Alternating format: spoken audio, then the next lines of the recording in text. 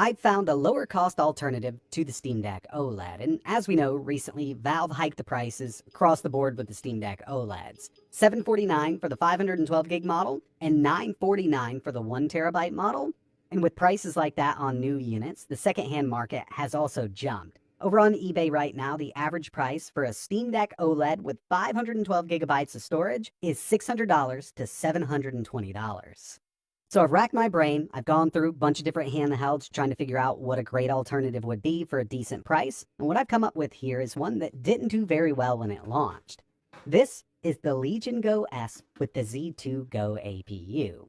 Now, I'm not telling you to buy one of these new because brand new, these are way overpriced. But the secondhand market is looking pretty decent for these units. And yeah, it is coming in with better performance than the Steam Deck OLED, but unfortunately, we don't get an OLED display. But what we do get here is an 8-inch 120Hz variable refresh rate display, and this does look really good. We've seen this in a lot of different handhelds. And another thing I should mention is Lenovo made one of these with Windows installed, and I've actually seen these go a bit cheaper.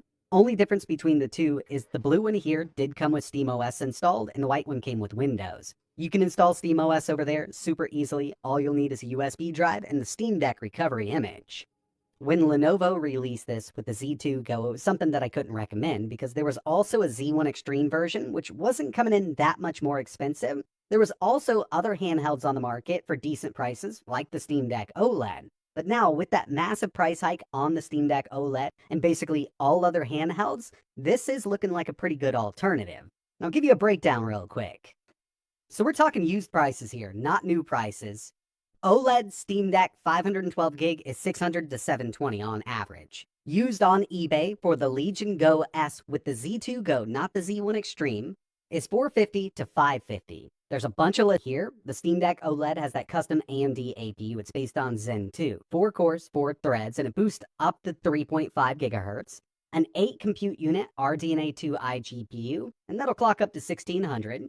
16 gigabytes of RAM, a 2230 M.2 SSD. It's got a 7.4-inch 90Hz OLED display, 50 watt-hour battery, and it's coming in at 640 grams.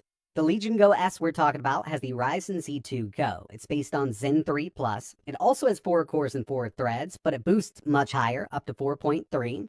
It's got a 12 compute unit RDNA 2 iGPU, and it can clock up to 2200 megahertz. 16 gigs of RAM, and both of these are running at the same speed, 6400 megatransfers per second.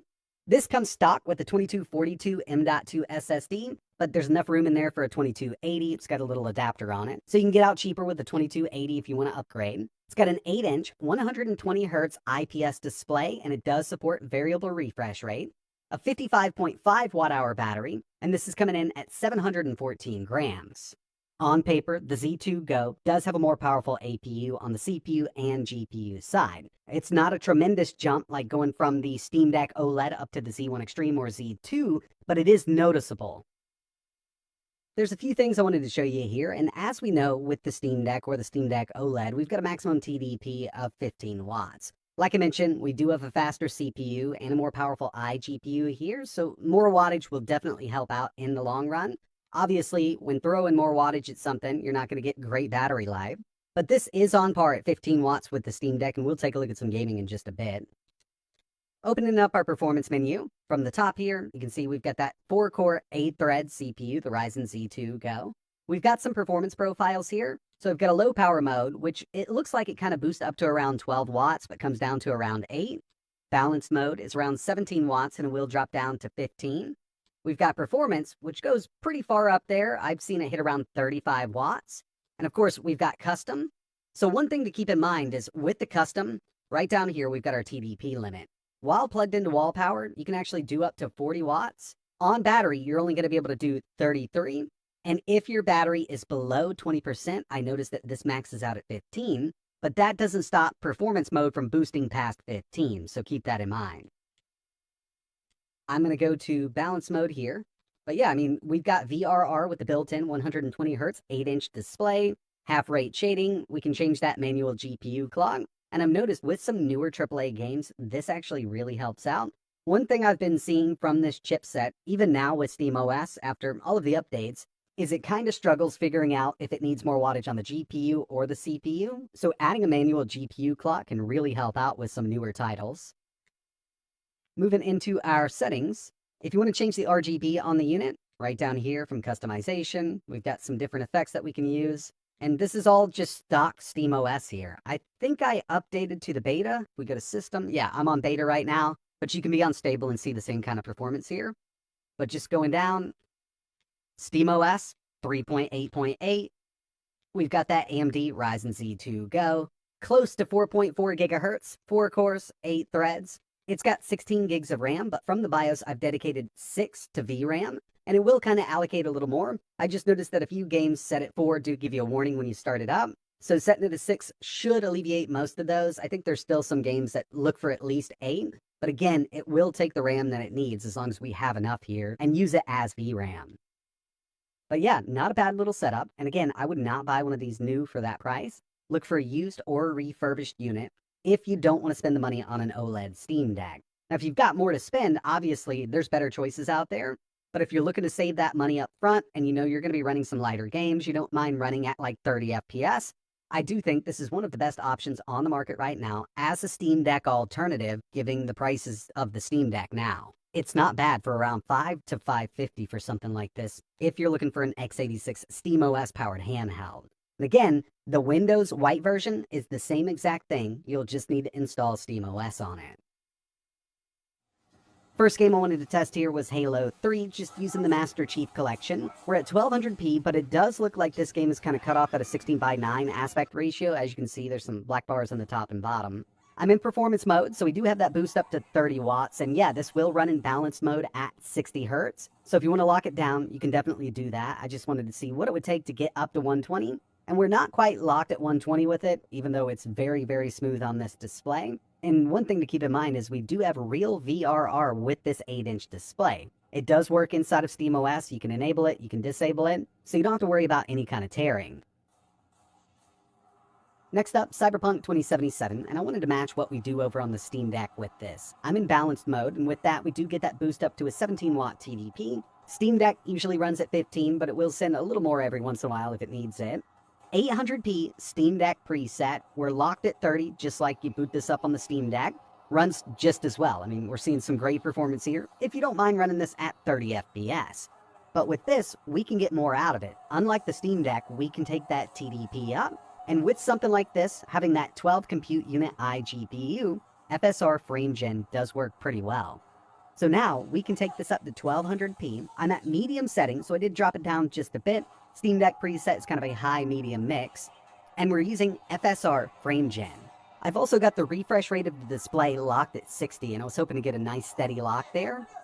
Got some dips every once in a while, but with the variable refresh rate display enabled, it's really smooth. We don't have to worry about tearing with this setup here. And we're getting close to just being right there at 60. And with no FSR frame gen enabled, this does give us an average of around 46 FPS. So if you don't mind playing it like that, you could, but I was really hoping to get it right there up to 60. Here's Skyrim at 1200p, and it auto-detects the settings with this. It went to Ultra, but I actually took it back down to High just to make sure we could get 60 FPS out of it. Pretty smooth experience, runs just fine, and even on the Steam Deck, we get great performance out of this game, but I still wanted to show it off here. Here's one that really struggles on the Steam Deck. I've got Spider-Man 2, and with this, we're at 1440 by 900, so 900p on a 16:10 aspect ratio display. Medium settings, and I am using FSR frame gen. We're in performance mode, and again, with this setup, I've got the refresh rate locked at 60. So if we want to unlock this, it does go up to around 80, but I've noticed that we get some major dips with it unlocked. So at 60, it does keep it a lot smoother.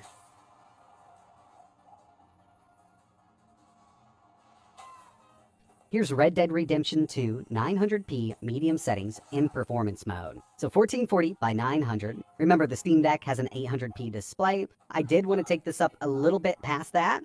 And with these same settings, if we go down to 800p, we're right there on the edge around 55 FPS. This has given us mid-40s on average, but you can take this up to 1200p and lock it at 30 or 35, and it does feel really smooth like that. So if you don't mind playing at that lower frame rate, you can up the resolution here.